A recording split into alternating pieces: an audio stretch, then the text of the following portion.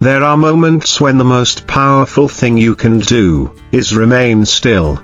In a world addicted to expression, where noise is often mistaken for truth, silence emerges not as absence, but as essence. It becomes the purest form of resistance, the boldest form of grace. It whispers what words cannot, that you do not owe your soul to misunderstanding, or your peace to provocation. True silence is not weakness, it is wisdom. It is not fear, it is freedom. The kind of silence that doesn't just walk away from chaos, but rises above it. That speaks not from the throat, but from the spirit. That doesn't need validation because it stands rooted in clarity, in calm, in power. At Stoic Visionary, we invite you into that silence, into a space where stillness becomes strength, where the storms of life are not fought with thunder, but met with unwavering stillness. In this video, we reflect on 7 defining moments, times when silence is not only necessary, but transformational, because sometimes the truest statement, the boldest boundary, the most lasting legacy, is left unsaid. Let karma speak. Let silence lead. 1. When you're lied about. It often starts with something subtle. A misquote taken out of context. A distorted version of events told with a slant. Then, without warning, your name is tangled in a web of half-truths and full lies. You're no longer in control of the story being told about you. And worse, the people you thought would give you the benefit of the doubt begin to question your character. The sting of betrayal blends with the ache of injustice. The impulse is primal. You want to correct every false claim, argue every twist in the narrative, and set the record straight. But here lies the paradox: the louder you protest, the more suspicious you seem. It's a game you can't win because it's rigged by those who don't play fair. Liars don't want truth, they want your reaction. They want to see you shaken, flustered, and scrambling to reclaim your dignity. This is when silence becomes your greatest strategy. Not because you don't have a voice, but because you choose not to waste it. Remaining silent doesn't mean you're conceding defeat, it means you are reserving your energy for what truly matters. Like James, who faced slander in the workplace. The temptation to respond was immense. But he knew better. He focused on being excellent at what he did, letting his performance and presence speak for him. Weeks passed. The truth emerged. And those who had doubted him now saw the contrast between his calm resilience and the chaos of the accuser. His silence wasn't void, it was full of meaning. It told a story of confidence, of self-assurance, of someone who knew the truth didn't need defense, only time. This doesn't mean you accept the lies as truth. It means you trust the long game. You invest in your reputation over time, not in temporary rebuttals. You understand that your legacy isn't built in moments of noise, but in years of character. Those who truly matter will see through the fog. And those who don't, they were never really looking. Let the rumors swirl. Let the whispers come and go. The strong don't chase echoes, they plant roots. Be the oak tree that stands firm while the winds of deceit blow past. Because in the stillness of your silence, karma finds its loudest voice. 2. When you're betrayed. Betrayal is deeply personal. It's more than a broken promise, it's a fracture in the very foundation of trust.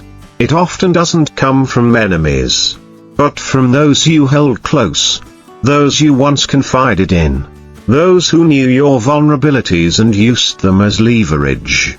It shakes you at your core and leaves you questioning your own judgment. How did I not see this coming? Why did I trust so freely? Our instinct in these moments is to demand answers.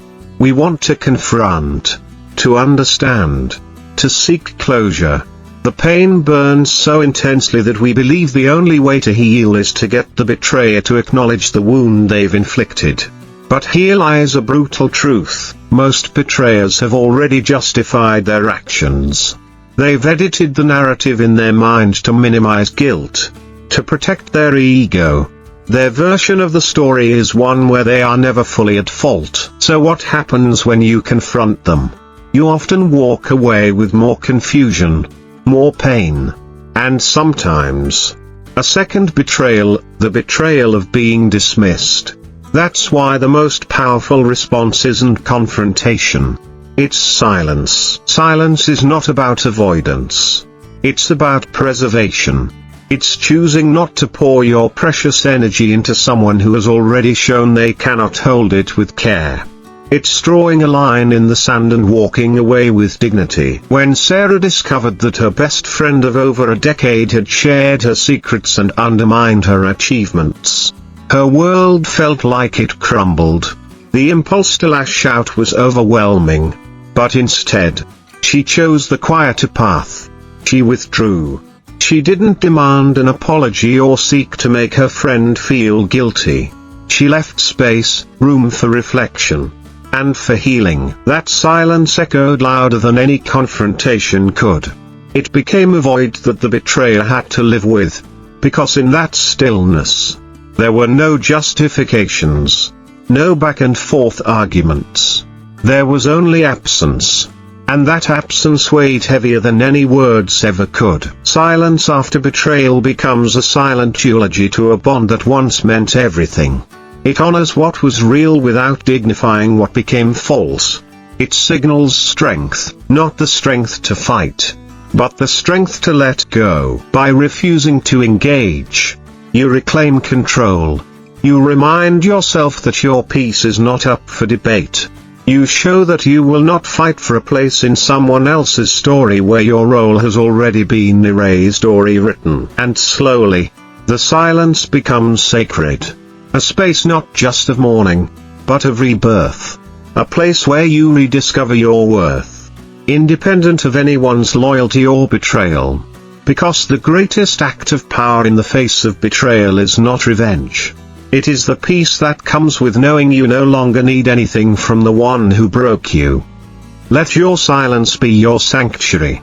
Let it be the mirror in which they must face their reflection without your guidance. And as time unfolds, you will see, nothing is more eloquent than the strength of someone who walks away, quietly, without looking back. 3. When someone insults you. Insults are more than mere words. They are attempts at control. Veiled attacks intended to unsettle, destabilize, and provoke a reaction.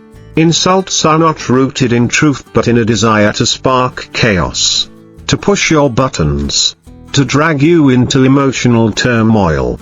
The moment you react, you hand over your peace. And that's the very outcome they crave. An insult is a mirror, not of your worth, but of the speaker's insecurity. When someone feels inferior, threatened, or jealous, they often lash out not to convey honesty but to regain a false sense of superiority. Their words are bait, hooks cast into your emotional waters, hoping you'll bite. But a stoic, a truly grounded person, knows better. A stoic doesn't descend into the mud to wrestle. Instead, they remain above, anchored in self-awareness and inner calm. They understand that not every comment deserves a comeback, and not every jab requires a response. Consider David, a man who faced a public insult during a corporate event. A colleague, threatened by his recent success, took a jab at his intelligence.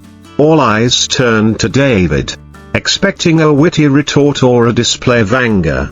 But David didn't flinch. He met the moment with silence. A calm, composed silence that spoke louder than any words could. His restraint disarmed the aggressor, turned the spotlight back on them, and left the room in awe. That silence was not passivity. It was poise. It was a display of mastery over impulse, A refusal to let someone else dictate the emotional tone of the room. Silence, in this context, isn't submission, it's sovereignty. It's a firm declaration that you value your energy too much to waste it on petty provocations. Every time you remain composed in the face of an insult, you build a fortress around your inner peace. You create a barrier that no amount of slander or sarcasm can penetrate. You become unshakable, untouchable, and in a world addicted to outrage, that kind of calm becomes a rare and powerful statement. The truth is, people often insult others not to make a point, but to make themselves feel big. They try to bring others down to lift themselves up. But the high ground isn't reached by dragging others into darkness. It's found by standing in your light, even when others try to cast shadows over it. So the next time someone insults you, take a breath. Ask yourself, does this deserve my energy? Is this a reflection of me, or of them? And most importantly, will my silence speak louder than any rebuttal ever could? Let your stillness be your strength. Let your silence be the statement they never saw coming. Because in that space of non-reaction, you claim your power. And once you learn that, you'll never be easily moved again. 4.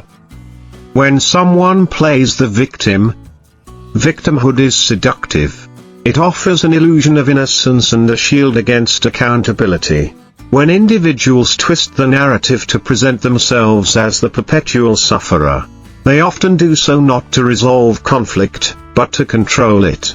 They manipulate emotions, weaponize empathy, and thrive in chaos where they always appear blameless. Engaging with such a person feels like shouting into the wind. Every word you offer, no matter how rational or factual, is reinterpreted as aggression. Every attempt to bring clarity becomes ammunition for them to reinforce their victimhood. And the more you try to explain, the more you confirm their role as the one being attacked. Rachel experienced this firsthand. Her colleague, cunning and emotionally manipulative, had a knack for flipping every confrontation into a performance. Whenever held accountable, she cried, diverted attention, and played the innocent. Initially, Rachel tried reasoning. She brought evidence, stayed calm, and explained her case logically. But nothing worked. In fact, it only escalated the theatrics. Eventually, Rachel realized a truth that would set her free: facts don't win against performance. And so she stopped. She stopped explaining, stopped reacting, stopped feeding the narrative. Instead, she chose silence. That silence was not resignation, it was wisdom. It was a declaration that she would no longer participate in a game she didn't design. In time, that silence exposed the truth. Without someone to spar with, the manipulator had no storyline to cling to. And others began to see the pattern, the endless sob stories, the ever-changing villains, the recurring need for sympathy without accountability. The silence became a mirror that reflected the true character hiding behind the victim mask. When someone crafts victimhood as a weapon, your best defense is to withhold engagement. Don't play the part they've scripted for you. Refuse to co-star in their production. Let them perform for an empty theater. Eventually, without applause, the act will collapse. Patterns always reveal themselves. The character of a person is not in isolated moments but in repeated behavior. And silence, when wielded wisely, has the power to cut through the fog of manipulation. Yes, the audience may clap at first. They may be fooled by the tears and the trembling voice. But in time, even the most loyal viewers grow tired of the same act. And when the curtain falls, and the applause fades, what remains is your silence, a silence rich with strength, clarity, and dignity. So when faced with a manipulative victim, remember this: silence is not avoidance. It is elevation. It removes you from the drama and restores your peace. Let them spin their stories. You stay grounded. Let them act. You observe. Because in the long run, truth needs no defense. It only needs time. And your silence, steady and unwavering, will outlast every performance. 5. When you're being taken for granted. Not all silence is a reaction. Sometimes, it's a revelation. When you're always available, always the one who shows up, who listens, who gives, people can begin to see your presence not as a gift, but as a given. What was once seen as generous becomes expected. What was once appreciated becomes overlooked. And slowly, without realizing it, your worth in their eyes begins to fade. This isn't because you changed. It's because consistency, when not met with appreciation, breeds complacency. People get used to your presence like background music, something comforting, but something they stop really hearing. And that's when silence steps in as the ultimate clarifier. Jake was that person, the dependable one.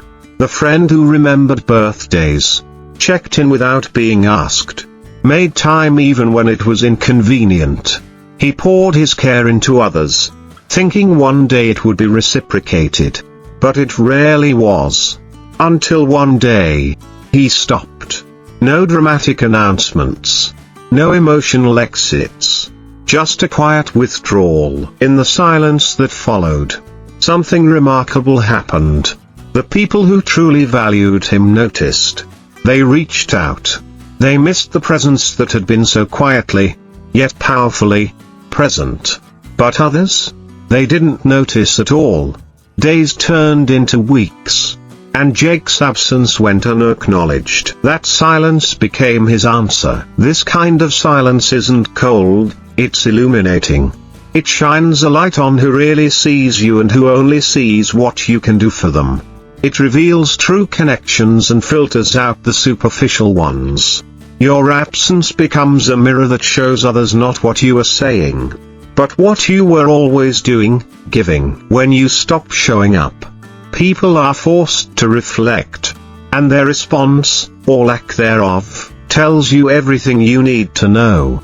It teaches them that your presence was never owed, that your effort was a choice, and that choices, when unappreciated, can stop being made. Let silence be your teacher and your message. It doesn't beg for validation. It doesn't demand appreciation. It simply steps back and watches what remains. Because often, people need to feel your absence to understand your worth.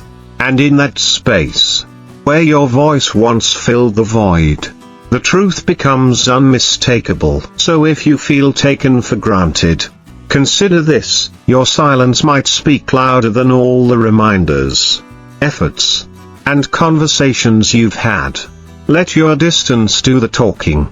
Let your stillness echo the truth. You are not invisible, but you are no longer available to those who cannot value your light. Let them realize what they had. Let them miss what they may never have again.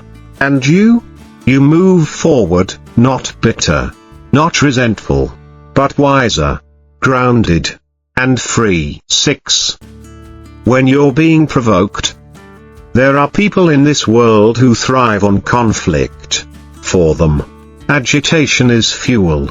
They find purpose in stirring emotions, in creating discomfort, and in watching others unravel. These individuals don't seek understanding or resolution. They seek dominance. And they achieve it through provocation, through subtle jabs, sarcastic remarks, calculated silence, or outright disrespect. It's not personal to them. It's habitual. A method of asserting power in every environment they enter. They test your boundaries.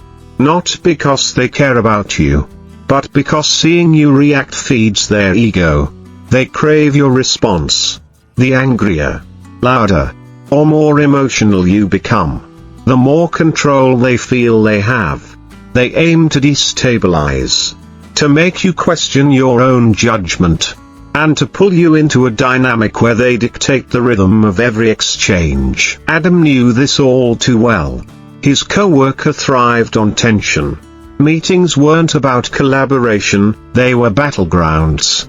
Every discussion came with a veiled insult, a challenge masked as a joke, a comment designed to provoke. At first, Adam played into it. He responded with logic, then frustration, and sometimes even anger. But the more he engaged, the worse it got. He realized he was part of the performance, part of the chaos. Then, Adam made a decision. He chose silence. Not the silence of defeat, but the silence of power. When the provocations came, he didn't respond. He smiled politely, nodded calmly, and redirected his energy. No eye rolls, no visible irritation, just stillness. Over time, the provocateur lost interest. Without fuel, the fire faded. This wasn't easy. Staying silent in the face of disrespect requires immense control. It means mastering your instincts, learning to pause instead of react, and trusting that your peace is worth more than their attention. It's recognizing that your energy is a currency, and not everyone deserves to spend it. Silence in the face of provocation isn't about letting someone get away with bad behavior. It's about refusing to be dragged down to their level. It's a way of standing taller, of saying, I see your game, and I'm not playing. You maintain your frame. You hold your ground, not with resistance, but with presence. Remember, you cannot control how others behave, but you can always control how you respond. And sometimes, the most disarming response is none at all.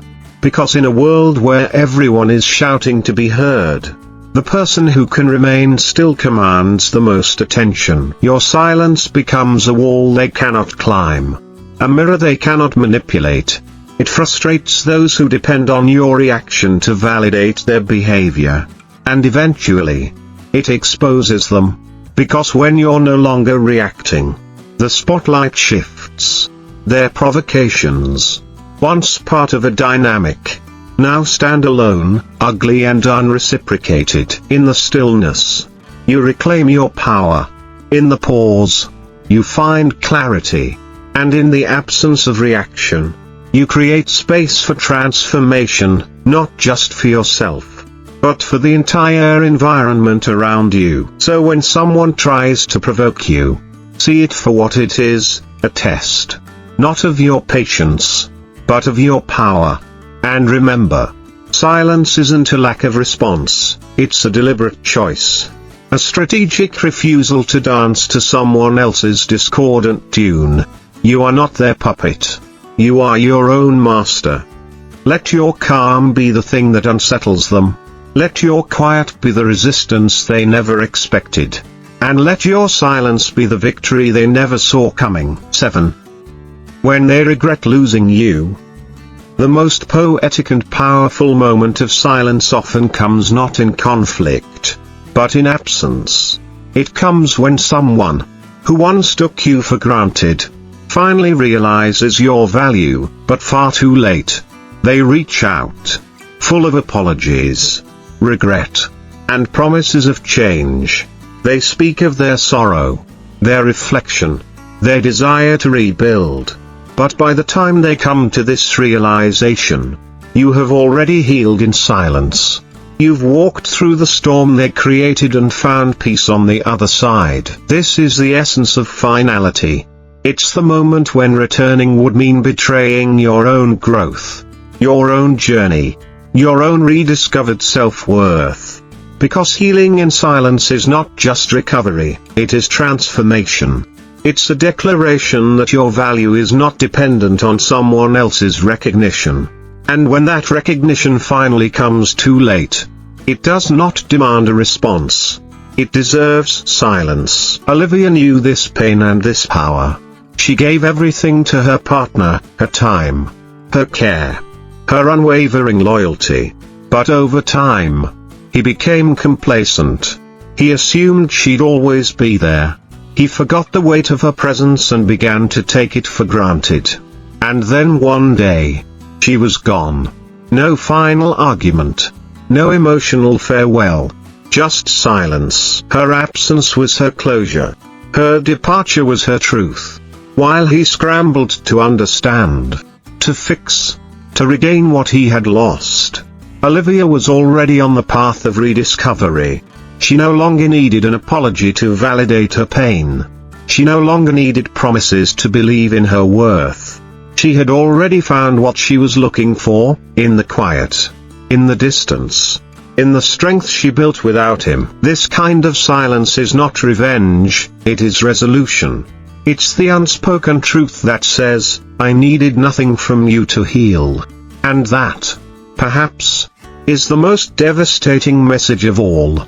Because while they are haunted by what they lost, you are thriving in what you've gained. Let them sit with their regret. Let them carry the echo of your absence. Not as punishment, but as perspective. Your silence becomes their mirror. Every unanswered message, every quiet day, every moment without you reminds them of what they once had, and what they can no longer reach. And so the lesson becomes clear: never beg to be appreciated. Never wait for validation. When your worth is only acknowledged in your absence, that truth doesn't call for reconciliation. It calls for distance. It calls for boundaries. It calls for silence. You owe yourself peace more than you owe them closure. Closure, after all, is something you create for yourself. It does not require their apology or their understanding. It requires only your decision to walk forward, to not look back, and to keep your silence as your sanctuary. So if they regret losing you, let them. That regret is theirs to carry. Your silence is your freedom. And in that freedom, you grow, you shine, you become whole, not because they returned, but because you no longer needed them to. There comes a time when silence is no longer the absence of words, but the presence of truth. It is not empty, it is full, heavy with meaning, steeped in strength. Silence becomes your sanctuary, your shelter from the noise of the world that never truly listened. It is your quiet refusal to justify your worth to those who only saw it when it was no longer available. The strength to remain silent is born not from pride, but from understanding. From the realization that your peace is too precious to be disturbed by chaos. That your energy is no longer a currency to be traded for attention, validation, or fleeting remorse. It's the softest sound and yet the loudest message: I have outgrown the space that could not hold me. Silence is no longer passive. It is a boundary. It is a balm. It is a line drawn in stillness. A soft but unwavering declaration: I deserve more. At Stoic Visionary, we know that silence isn't the absence of strength, it is the very expression of it.